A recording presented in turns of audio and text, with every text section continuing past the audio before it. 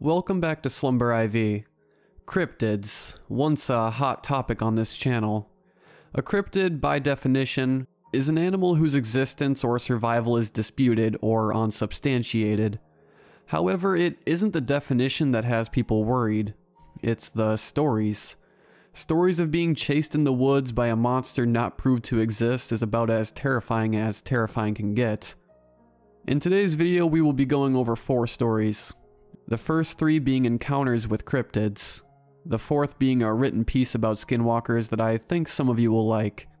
Think of it as a mix between what you're about to hear and a creepypasta. As always, a huge thank you to the writers for allowing me to narrate their stories. Their links can be found in the description. Remember, you can send in your own stories to rylhstories@gmail.com. Likes and comments are always appreciated. Enjoy the video, and have a great night.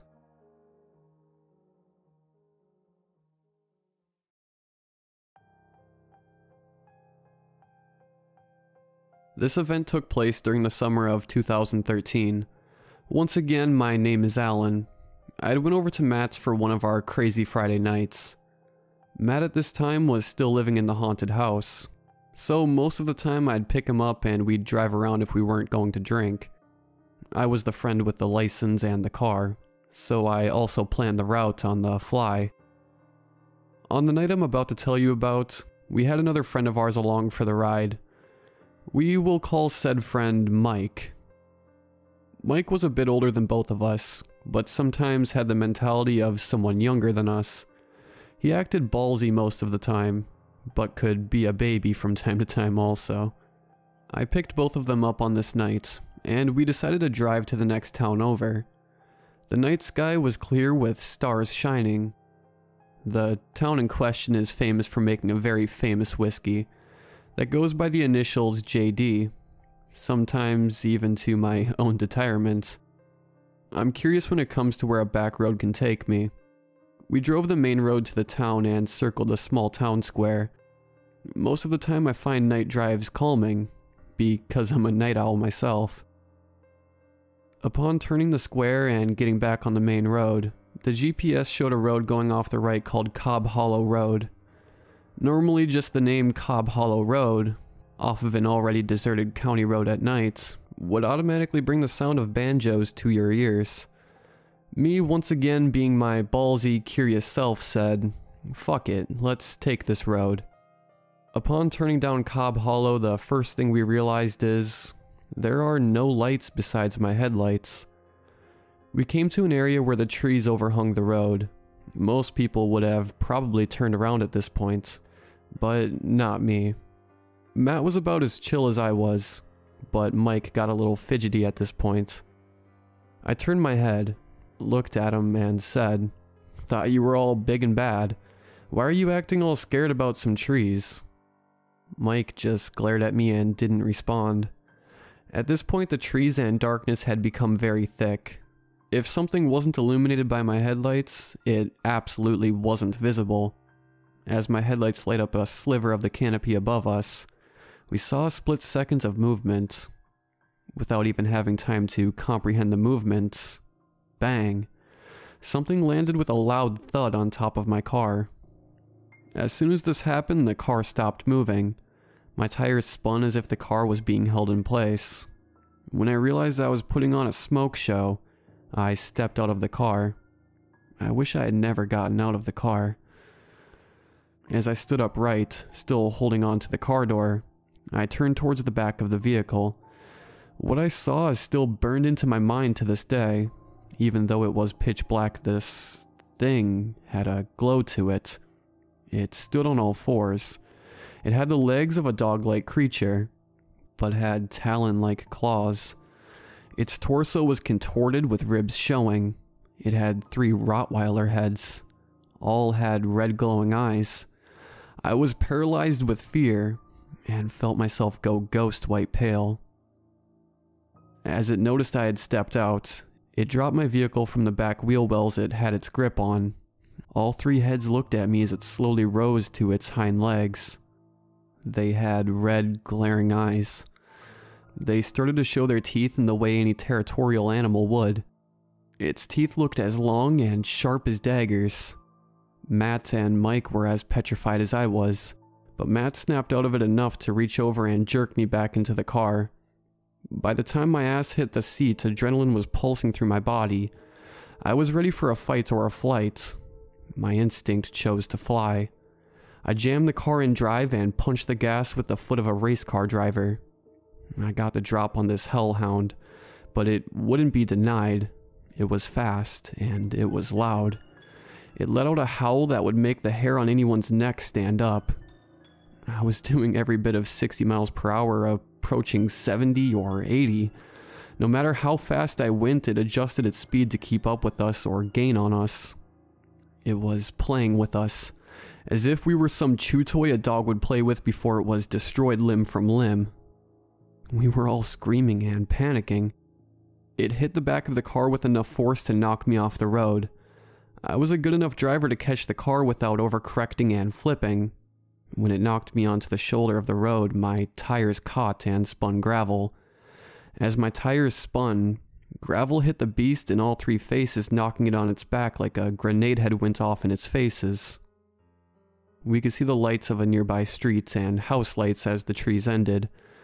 As I did the last quarter mile at 80 miles per hour, I was pulled over coming back into my town. We were just happy to see another human. The cops pulled us out and calmed us down. Mike couldn't talk and was shaking uncontrollably. Matt and I were still pale white, but the adrenaline had worn off enough for us to speak. We told them about turning down the other end of Cobb Hollow and coming under the tree-covered part of the road. We told them about that thing. I figured we'd be committed for sounding like three crazy kids on a drug binge or something. The cops, however, believed us. They went on to tell us they had been stationed at the gas station at the end of the road. Because of the amount of cars that flipped due to high speeds coming around the turn right there on weekend nights, they weren't able to find most of the crash victims, just empty cars. The few they did find told them of a red-eyed, three-headed beast.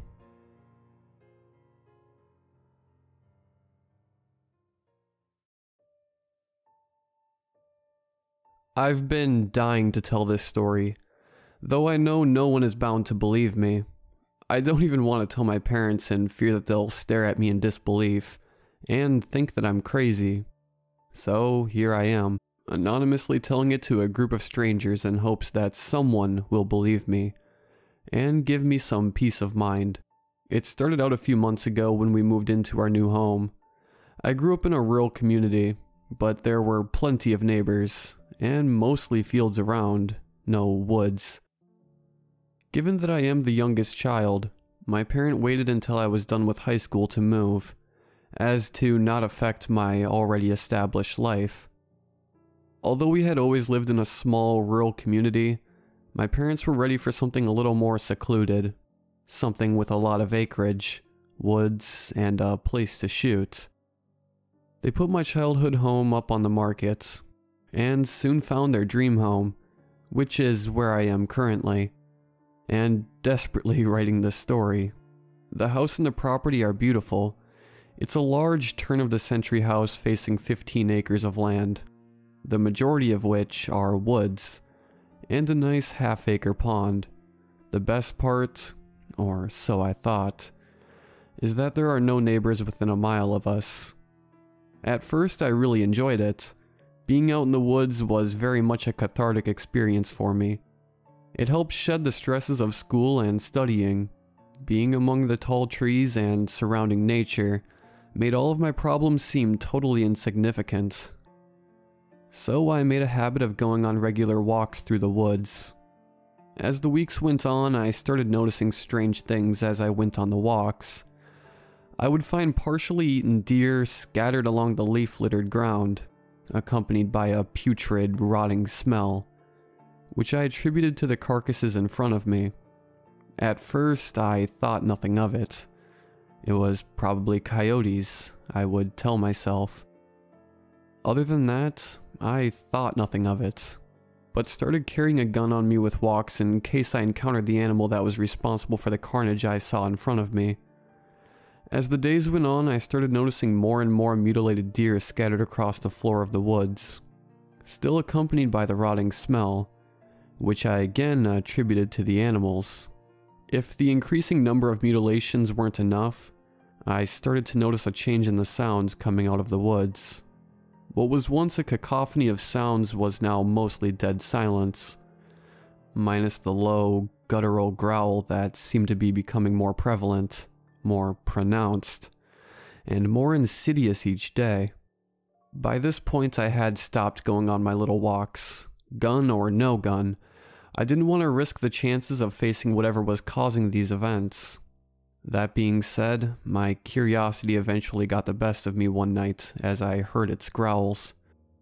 I decided that I was going to get a trail cam and set it up in the woods the following day, in hopes of finally seeing what was out there. The next evening, after work, I gathered up what little courage I had left and, camera in hand, went walking out into the very woods I had promised myself I would stay out of. I never did get to set up the trail cam. I lost it somewhere in the woods while I was in a panic, running for my life. I made it about 100 yards past the tree line into the woods, where I decided to stop and set up the camera. I thought it was a good place to set it up, and quite frankly, I was too scared to go any farther. After all, I wanted to spend as little time out there as possible given the ongoing events, and the fact that it would be dark soon didn't help. Already on edge, every creak of the wood and every crumble in the leaves sent me into a panic. Rushing to set the camera up, I drop it, sending it to the leaf-ridden ground with a thud. Murmuring under my breath, cursing myself for being out there, I bent down to pick the camera up. When I started to smell that putrid smell of rotting flesh again, I carefully looked around, checking the surroundings to see if anything was out there.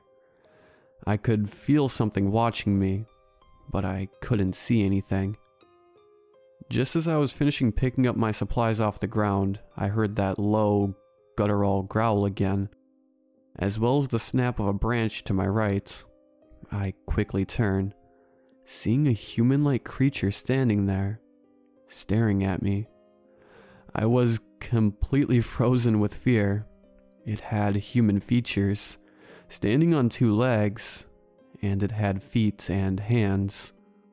The two things that threw me off, however, was the fact that its skin was charred black, as if it had been burnt in a fire, and most disturbingly, it had no upper or lower lips. Although mostly bald, a few thin, straggling hairs stuck every which way out of its scalp. Its sharp teeth were hanging out like hypodermic needles. With the absence of lips, its raw, red gums hung out in the open. Thick strings of what appeared to be saliva dripped off of its chin in a persistent stream. For one single, brief moment, the world around me seemed to stop. I quickly went through options on what to do. There were really only two viable options. Either stay exactly how I was and get attacked, and most likely killed by this thing, or I could get the fuck out of there. I chose the latter. I quickly scrambled to my feet and ran as fast as I could, throwing my camera in vain at the creature behind me. In the chaos of what had just occurred, I found myself to be momentarily lost after running in what I thought was the right direction for what felt like 20 minutes, but I'm sure was only 30 seconds. Looking around and not seeing the spawn of hell that I had just encountered, I stopped to collect myself and try to find the way back to the house. I finally decided on the general direction in which I should head, when I heard a commotion that almost sounded like a horse pounding its hooves on the dirt. I looked behind me and I saw that thing, whatever it was, running at me on all fours, mucus-like spit flying out of the corner of its mouth, like a rabid dog. I ran as quickly as I possibly could without daring to look behind me. Although I would not look at it, I could hear it galloping behind me, and smell its rotted flesh. Tears ran down my eyes, as I thought that there was no possible way to make it out of the woods alive, when I finally saw the lights of my house out of the clearing. Using what little adrenaline I had left to sprint the 200 yards or so to my back porch, I quickly opened the door and slammed it shut, not daring to look out the window.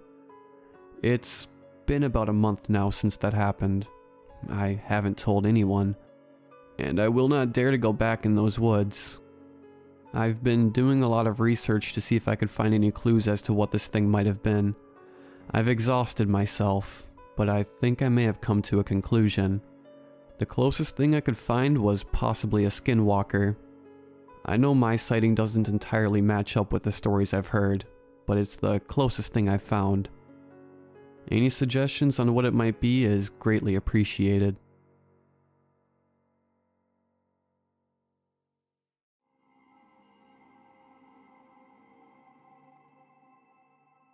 I'm a 24-year-old man. I live in Florida, and I especially enjoy hunting out in the Everglades. I mostly try hunting for deer, but it's always nice catching some feral python once in a while. While hunting, I encountered something that made me question the true nature of reality.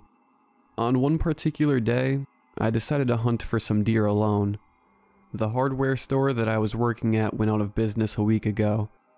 Because I lost my job and I was bored, I decided to go on a short hunting/camping trip.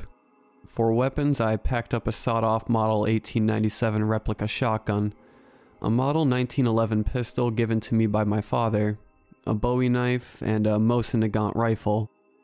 With food, I got some ramen noodles, some eggs, and hot dogs. I also packed up a sleeping bag and a tent.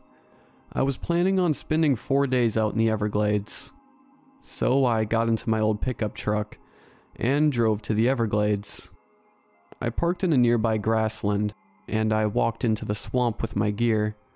It took me around 3 hours to find a perfect place to set up camp. I rested for another 2 hours, until I decided to go hunting for some deer. That is when shit started to get strange. I had this uneasy feeling that I was being watched. No matter how hard I tried, I could never shake off that feeling. I didn't succeed in killing any deer, but I did catch a few rabbits. Sometimes I heard twigs snapping or footsteps behind me, but when I went to investigate, nothing was there. So I just went back to my business, skinning the rabbits that I had caught. Soon the night was coming up and I got tired. I decided it was time for me to fall asleep, so I unfolded my sleeping bag and closed my eyes. As soon as I was struggling to sleep, I hear this deep, demonic growl.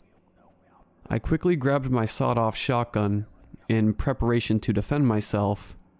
Suddenly, something slashes at my tent. The slash tears a very large hole in the tent's fabric. I respond by firing 3 shots at the intruder. The intruder responds with a very high pitch and ear-piercing scream. The assailant screamed so loud that it drowned out the fucking gunshots. Whatever attacked my tent started running like hell towards the other direction. I was too frightened and shaken up to give chase. My ears felt like they were bleeding from the thing's screams and the gunshots of my shotgun. I spent the rest of the night sitting next to a tree with a gun in my hand. I did not get a good look at my would-be attacker, due to how dark it was out. However, from the brief glimpse of the silhouette that I got, the figure seemed quite humanoid, but it definitely was not a human. Also, that thing was definitely not a bear, because it was far too skinny and gaunt to be one. Whatever it was very thin and skeletal in build. I don't know if my eyes were playing tricks on me or not, but I swore that the assailant had a deer-like head. The morning came and I investigated the area for signs of my late-night visitor. For some strange reason, there wasn't any blood near my camp. I know for a certain fact that I actually hit that thing at nearly point-blank range. After walking around the area for a few minutes, I discovered some footprints. They were definitely bipedal, but not human. The footprints had 4 toes with very large dagger-like claw marks on each end. My guess is that they came from my little friend. I panic and I decide it's time to leave, so I started to pack up all my gear. The tent, due to it being too badly damaged to be useful from last night's attack, was simply left behind. I carefully scanned my environment for the creature. After I packed all my stuff, I start the long walk back to my truck. A hunting trip is not worth risking my life. As I am walking, I carefully watch the environment around me. I scanned every body of water and every tree I could see for signs of that monster. There was always that unsettling feeling in my guts. All my hairs on the back of my neck were standing up. After nearly 3 hours of walking in the forest, I suddenly hear loud crunching noises coming from behind me. When I turned around to look, it was the same creature from the night before. The beast looked like a rotting corpse, with its rib cage and internal organs visible. Its head was a pale white deer skull, but with razor-sharp teeth. The creature's claws were around 4 inches long. It was a deeply emaciated and thin creature. Most chilling of all were its soul-piercing eyes. I fire another round at the creature with my Mosin Nagant, but this time it was unfazed. Realizing that my firearms were now useless against the creature, the flight instincts take in and I run for my life. Within no time, the creature running right behind me. I hear the creature's heavy breathing on my neck. Just when all of my hope was lost, I saw my truck across the nearby grassland. I was within yards of the swamp's end. However, even with all of my adrenaline pumping, I was deeply fatigued and exhausted from all of that running. Despite nearly fainting, I summoned enough energy to sprint to my truck. Just as I reached my truck, I feel a heavy blow hit my left side of my body. I was sent flying a few feet. When I landed on the ground, I ended up spraining my leg pretty badly. The creature walked over to me. It then grabbed my shirt's collar with one hand and hoisted me up in the air. I pulled out my 1911 and shot it in the face. The creature dropped me on the ground. I then grabbed the Mosin Nagant and started beating the monster with the butt of my rifle. After seeing me fighting back, the creature scampered back into the Everglades, as if it had its tail between its legs. After the creature fled, I limped back to my truck. I put all of my gear in the truck's bed. Then I climb into my truck and speed off as fast as I can. I never returned to that part of the Everglades again.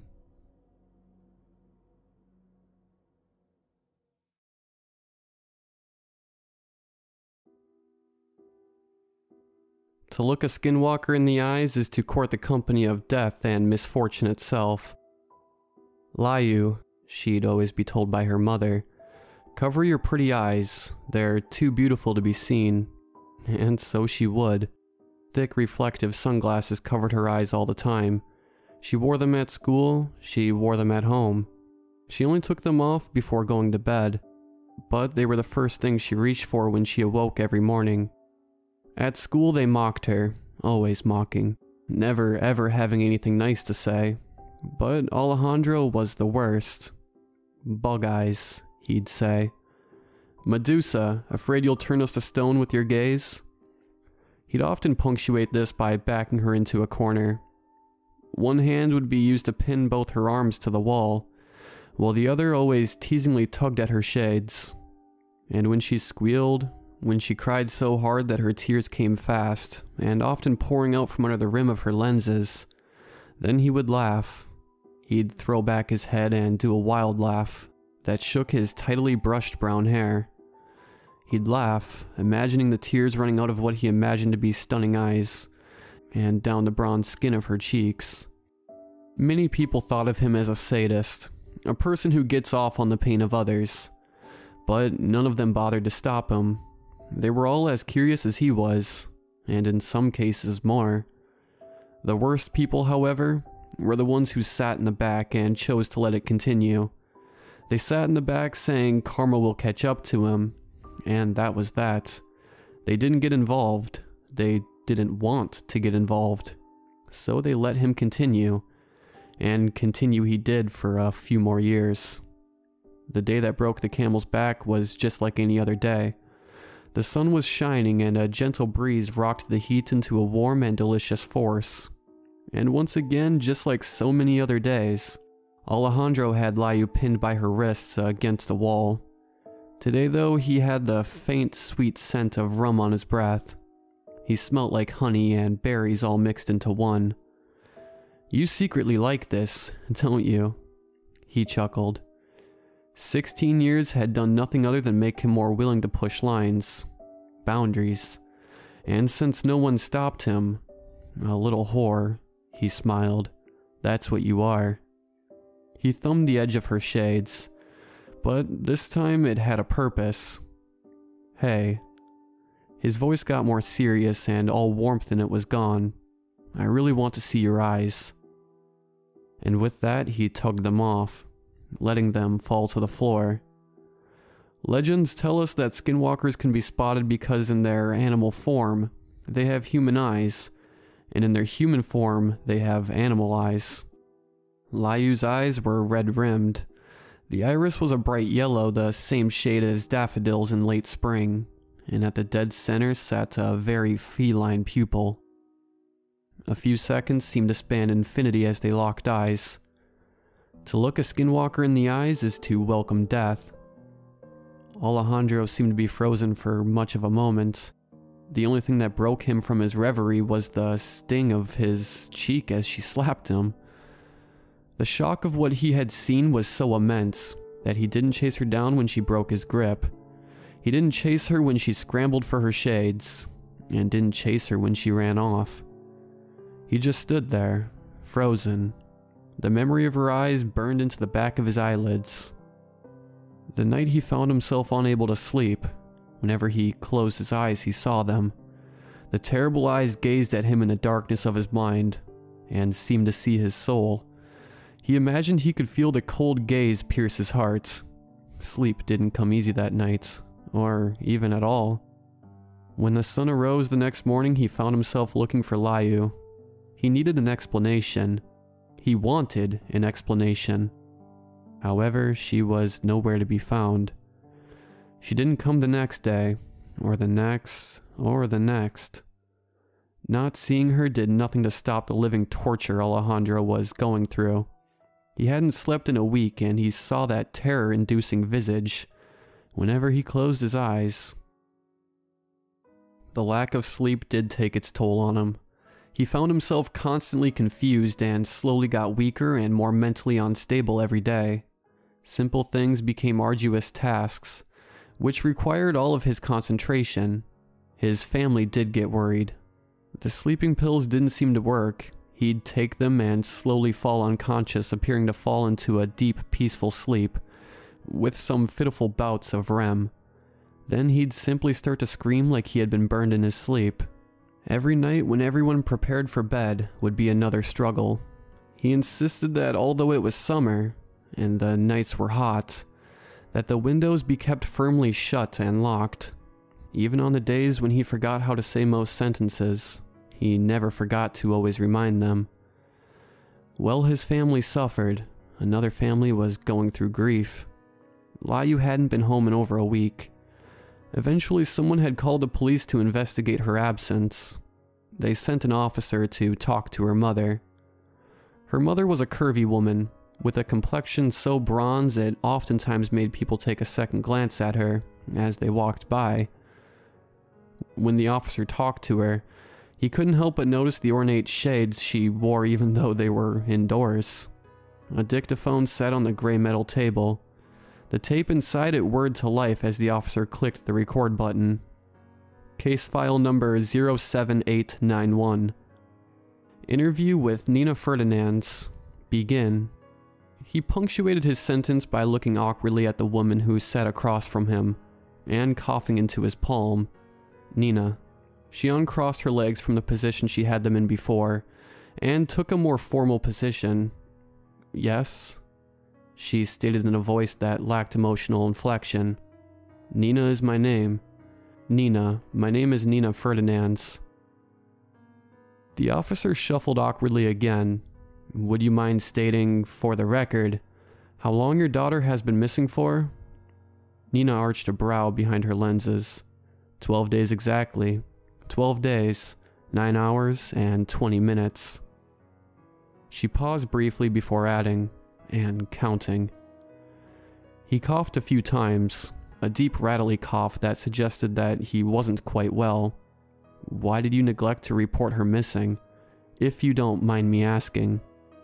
Folding her arms under her chest, she aimed what he could only guess was a glare. She leaned forward. Layu is a smart and capable girl. She is more than capable of taking care of herself. I have faith in her. If she isn't coming home, then I'm sure that she's okay, and that there is a valid reason that she hasn't come home yet. And you're not worried that she may be in danger at all? I'm confident that she's alright. Okay, he sighed. Change of tactics. Were you aware that she was being bullied and harassed at school? If so, what did you do to stop it, or help her cope? I was aware. There was little I could do though. I am a single mother and I work very hard to provide for this family. This often means that I have to work very late into the night. He frowned. Is everything cold and logical with you? Are you incapable of feeling even the slightest bit of compassion for your daughter? His cheeks having gone pale with livid anger. He gripped the edge of the desk to avoid laying hands upon her face. She raised the side of her shades from one of her eyes. The eye, black and red-rimmed, peered deep into his soul. I'll remember that, she said silently. If you really want to help, I'd recommend searching her favorite spots. And with that, she left the room. Crazy weird woman or not, he couldn't help but watch her hips as she stormed out. The interview hadn't been entirely useless though. He did listen to her. Interviewing Layu's fellow classmates had revealed that her most favorite place appeared to be the local library, an old ancient structure from the town's past that had closed down a few weeks prior for some repairs and refurbishment. Initially, he had thought searching there to be useless, but they searched more and more of her other spots, and those appeared empty. It was then that he made the decision to have the library searched. It was a decision that he'd regret for the rest of his life. When he had been but a little boy, he had the tendency to be bratty and picky with his food, a part of an effort to make him understand the struggles his parents made so that he could eat. They brought him to see the local abattoir. If he closed his eyes, he could still remember the smell of stale blood and flesh that wanted to decay. That was what he smelled as soon as he got into the library. It didn't take him long to find the sources of the smell either. He had followed his nose and it led him to a small room. The contractors must have been using the room as a meeting room, but it had probably been an office for the head librarian. The source of the smell came from 20 bodies that lay scattered around the room. They seemed to be both human and animal bodies, indescribably butchered all around. The whole room was covered in a few inches of blood. It resembled a gory soup. The forensic techs told him that the blood wasn't even the most creepy parts. They said they had examined the bodies and discovered most of them to be missing teeth, skin, scalps, and eyes. They said that everything taken was taken in an almost surgical manner, but that it was clear that all the people had died terrible deaths. Apparently it wasn't the cuts that killed them. They had died of shock. Even writing it down in his report made him want to vomit. Begrudgingly, he drank himself to sleep with the bottle of brandy he kept in his desk, so as to continue the ongoing search in the morning. And it was on that same night that something very peculiar happened. Alejandro had been restlessly laying on his bed when a tap on the window caught his attention. He immediately bolted upright. Between the lace of his curtains, he caught sight of those chilling eyes. As if compelled, he unlatched the window and let her in. Layu. He trailed off as she shushed him with a delicate scarlet finger to his lips. You called me a whore, she said, matter-of-factly. I didn't mean... He trailed off again as she once again shushed him, this time with a kiss. They found his body in the morning. barely recognizable as he was missing his eyes, teeth, scalp, and all his skin. His sister was confused and hysterical when questioned. She said that she was absolutely certain that she saw him leave for school. He said he looked better than he had in weeks, and that he had given her a smile, all the while wearing a very oversized pair of sunglasses. There is another part to the legend. Legend says that the skinwalker can take the skin of others, and use it to assume their form.